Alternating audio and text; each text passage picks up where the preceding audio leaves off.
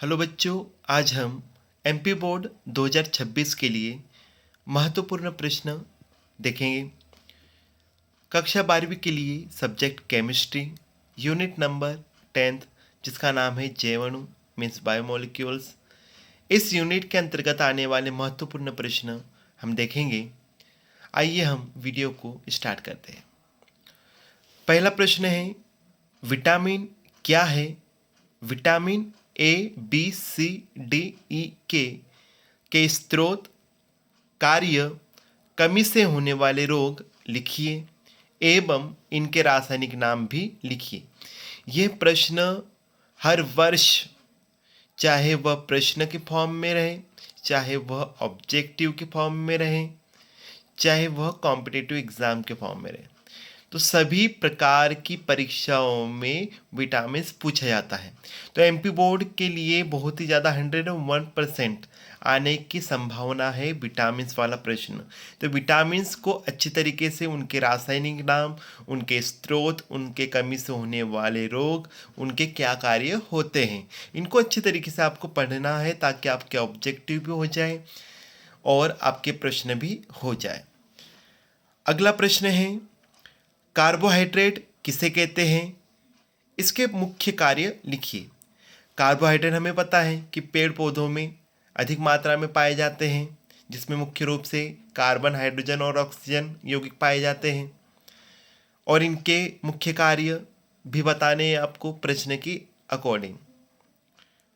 अगला प्रश्न है, मोनोसेकेराइड, डाइसेकेराइड, पॉलीसेकेराइड क्या होते हैं? ये प्रश्न 1 नंबर या 2 नंबर के लिए आ सकता है या 3 नंबर के लिए भी आ सकता है। हमें पता है मोनोसेकेराइड, डाइसेकेराइड, पॉलीसेकेराइड ये कार्बोहाइड्रेट का वर्गीकरण कहलाता है। अगला प्रश्न है, बहुत ज़्यादा महत्वपूर्ण है, डीएनए तथा आरएनए में अंतर स्पष्ट कीजिए। ये प्रश्न बहुत ही ज़्यादा महत्वपूर्ण है, इसको अच्छी तरीके से आप प्रिपेयर करना क्योंकि ये प्रश्न आता ही है। जितने नंबर के लिए पूछा जाएगा उतने आपको अंतर लिखने हैं। हमें पता है डीएनए का फुल फॉर्म क्या होता है, डीऑक्सी राइबो न्यूक्लिक एसिड। ठीक इसी प्रकार से आरएनए का फुल फॉर्म क्या होता है, राइबोस न्यूक्लिक एसिड। इस प्रकार से हमें पता है डीएनए द्विकुंडली संरचना को रखता है और आरएनए एकल संरचना को रखता है। डीएनए का मुख्य कार्य क्या होता है, आनुवांशिक सूचनाओं को एक पीढ़ी से अगली पीढ़ी तक पहुंचाना। और प्रोटीन, आरएनए का कार्य क्या होता है, आरएनए का कार्य होता है प्रोटीन का संश्लेषण करना। इसी प्रकार से अगला प्रश्न है, प्रोटीन क्या है? इसके कार्य लिखिए तथा कमी से होने वाला रोग लिखिए। ये भी महत्वपूर्ण प्रश्न है। हमें पता है प्रोटीन लगभग 20 प्रकार के अमीनो अम्ल मिलकर बनता है, मतलब इसकी इकाई होती है अमीनो अम्ल, तो ये ध्यान रखना है। और एमीन ग्रुप क्या होता है, सिंगल बॉन्ड NH2। अगला प्रश्न है, प्रोटीन का विकृतीकरण किसे कहते हैं? उदाहरण सहित समझाइए। यह प्रश्न भी बहुत ही ज़्यादा महत्वपूर्ण है, तो आपको इसको भी अच्छे तरीके से प्रिपेयर करना है। अगला प्रश्न है जो कि महत्वपूर्ण है, जो कि एमपी बोर्ड में पूछा गया था, रेशेदार तथा गोलाकार प्रोटीन में अंतर या विभेद लिखिए। तो आपको जितने अंक के लिए पूछा जाएगा उतने ही आपको पॉइंट लिखने हैं। अगला प्रश्न है, न्यूक्लिक अम्ल क्या होते हैं? इनके 2 महत्वपूर्ण कार्य लिखिए। हमें पता है न्यूक्लिक अम्ल क्या होता है, कोशिका में पाए जाने वाले अम्ल को न्यूक्लिक अम्ल कहते हैं। हमें पता है न्यूक्लिक अम्ल 2 प्रकार का होता है, डीएनए और आरएनए। इसके महत्वपूर्ण कार्य क्या होंगे, जिसे रेप्लिकेशन करना, जिसे आनुवांशिक सूचनाओं को एक पीढ़ी से अगली पीढ़ी तक पहुंचाना, जैसे प्रोटीन का संश्लेषण करना, जैसे उत्परिवर्तन मीन्स म्यूटेशंस। तो ये इस प्रकार के इसके कार्य होंगे। अगला प्रश्न है, आवश्यक एवं अनावश्यक अमीनो अम्लों को उदाहरण सहित लिखिए। आपको आवश्यक अमीनो अम्ल बताने हैं और अनावश्यक अमीनो अम्ल बताने हैं और उनके उदाहरण भी बताने हैं, चाहे वो प्रश्न फॉर्म में आए चाहे वो अंतर फॉर्म में आए, आपको सही तरीके से लिखना है। अगला प्रश्न है जो कि आईएमपी है, स्वेटर आयन किसे कहते हैं? उदाहरण सहित समझाइए। इसके आने के चांसेस भी बहुत ज़्यादा है, तो आपको इसको भी अच्छे तरीके से पढ़ना है।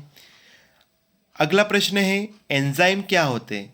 उदाहरण सहित लिखिए और 2 कार्य लिखिए। हमें पता है एंजाइम एक प्रकार के विशिष्ट प्रोटीन होते हैं। तो आपको अच्छी तरीके से इसे प्रिपेयर करना है, जो कि एनसीईआरटी बेस पर भी आधारित है, तो इसकी संभावना है आने की। अगला है पेप्टाइड बंध किसे कहते हैं, उदाहरण सहित समझाइए। ये भी इम्पोर्टेंट क्वेश्चन है।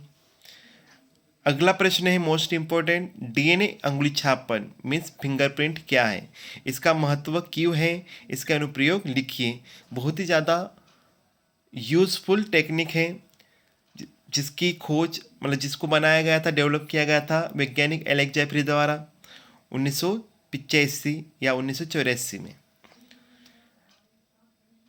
अगला प्रश्न है लैक्टोज के जल अपघटन पर अपेक्षित उत्पाद कौन से हैं। ये भी एनसीईआरटी बेस पर आधारित है, जो कि आपको पढ़ना है अच्छी तरीके से।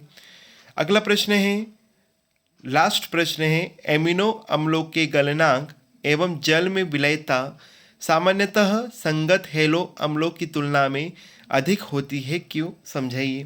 तो ये भी 2 प्रश्न या 2 अंक के लिए या 3 अंक के लिए पूछा जा सकता है। तो इस प्रकार से इस चैप्टर के इम्पोर्टेंट है, आपको अच्छी तरीके से प्रिपेयर करना है। सबसे ज़्यादा इम्पोर्टेंट क्वेश्चन है विटामिन। तो विटामिन को आप थोड़ा सा भी छोड़ना मत, उसको अच्छी तरीके से प्रिपेयर कर लेना, ताकि आपके ऑब्जेक्टिव भी बन जाए और प्रश्न भी बन जाए। ठीक इसी प्रकार से आपका डीएनए आरएनए है, प्रोटीन से संबंधित जितने प्रश्न हैं बहुत ज़्यादा इम्पोर्टेंट है। एंजाइम से रिलेटेड, डीएनए से रिलेटेड, ज्वीटर आयंस, एमिनो अम्ल से रिलेटेड प्रश्न आएंगे ही। तो आपको अच्छी तरीके से प्रिपेयर करना है बायोमोलिक्यूल्स, जो कि बोनस अंक है। तो आपको अच्छे नंबर्स बढ़ाने के लिए भी यूज़फुल है। तो आपको अच्छे से तैयारी करनी है। आशा है कि आपको आज का वीडियो पसंद आया होगा।